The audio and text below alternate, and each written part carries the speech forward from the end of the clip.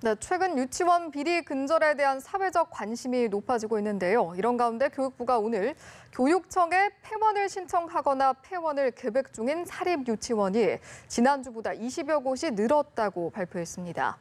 당장 자녀들을 유치원에 보내고 있는 학부모들은 그야말로 발만 동동 구르고 있는 실정인데요. 관련 내용 정치하는 엄마들의 장하나 공동대표 전화 연결해서 이야기 나눠보도록 하겠습니다. 네, 대표님 나와 계십니까? 네, 안녕하세요. 예, 안녕하십니까. 일단은 이 사태에 대한 진단부터 좀 여쭤봐야 할 것 같은데요. 사실 유치원에 대한 비리 근절 대책을 마련을 하면서 갑작스러운 폐원에 대해서 아이들이 피해를 보는 일이 없도록 해야 된다. 이런 의견이 많았고 또 그런 일이 없도록 교육부 역시 학부모의 3분의 2 이상의 동의를 받아야만 폐원 허가를 내주겠다. 이렇게 나름대로의 대책이 있지 않았습니까? 그럼에도 불구하고 현재 이렇게 신고 건수가 늘어나고 있는 상황에 이른 건데 거기에 대한 원인 어디에 있다고 진단을 좀 하시는지요? 네, 원인보다도 일단 지금 사태를 보시면서 국민들이 이들이 정말 교육기관도 아니었고 교육자도 아니었고 한낱 장사를 했구나 이런 생각을 하실 수밖에 없을 겁니다. 예. 사실 유치원도 교육기본법상의 학교이거든요. 근데 어느 학교가 돈이 안 된다는 이유로 문을 갑자기 닫겠습니까? 그래서 이런 기관들에 우리 부모들이 아이들을 맡겼다는 게 정말 분노스럽고요. 이 원인에는 교육부가 지금 부모의 3분의 2 이상 동의를 받아라에 플러스 이제 형사처벌 이런 얘기도 했지만 저는 한유총이 당장에 본인들이 불법이든 아니든 문을 닫으면 학부모들은 아이를 맡길 곳이 없게 됩니다. 그러니까 아이들과 학부모를 볼모로 계속 정부와 이 어떤 사립유치원에 대한 관리 감독을 안 받겠다는 힘겨루기를 해보겠다는 거거든요.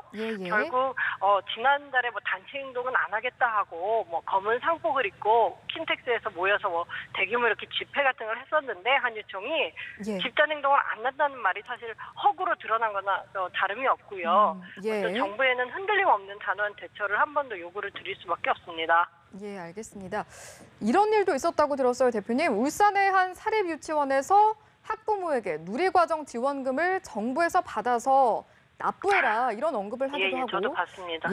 일부 유치원이 학부모 입장에서는 사실 수용 불가능할 수밖에 없는 조건을 이야기를 하면서 일부러 좀 정원을 채우지 못하게 한다 이런 목소리도 있던데 여기에 대해서는 어떤 의견을 가지고 계십니까?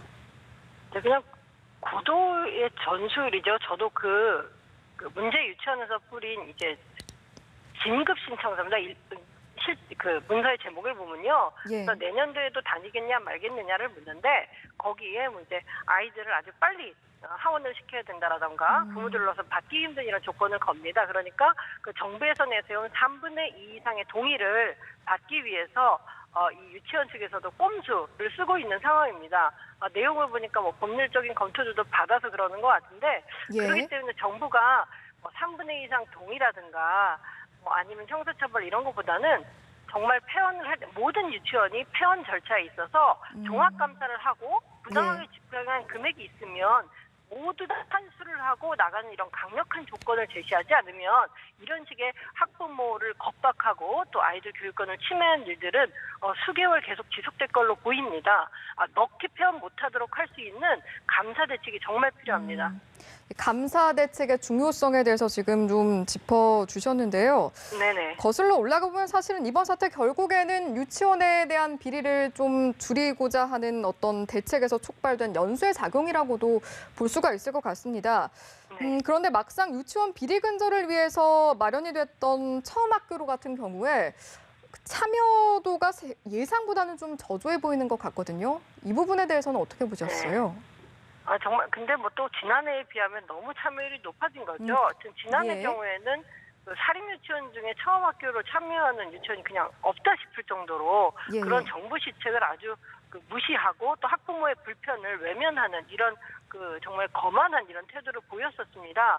올해는 분위기가 좀 바뀌어서 일부 사립유치원도 처음 학교로 참여를 하고 있지만 저는 이렇게 바뀌지 않는 한유총의 태도는 여전히 어떤 이 유치원 비리 문제 반성보다는 정부와 힘겨루게 그러니까 지금까지 취했던 이런 부당한 이득들을 포기할 수 없다는 이런 신호로밖에 읽히지 않고요.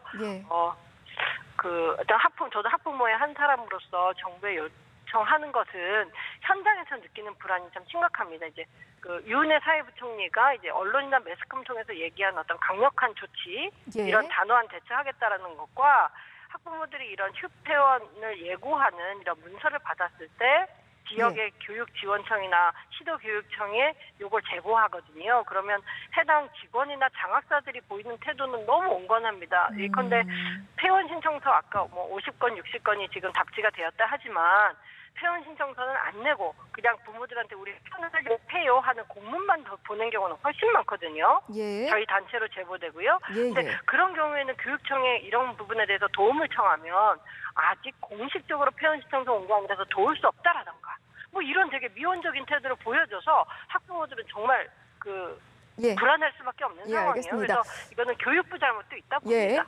예, 알겠습니다. 근본적으로 좀 이런 식으로 해결책에 접근했으면 좋겠다라고 말씀을 해주셨는데 이제 마지막으로 이 질문을 끝으로 좀 대담을 마무리 짓도록 예. 하겠습니다.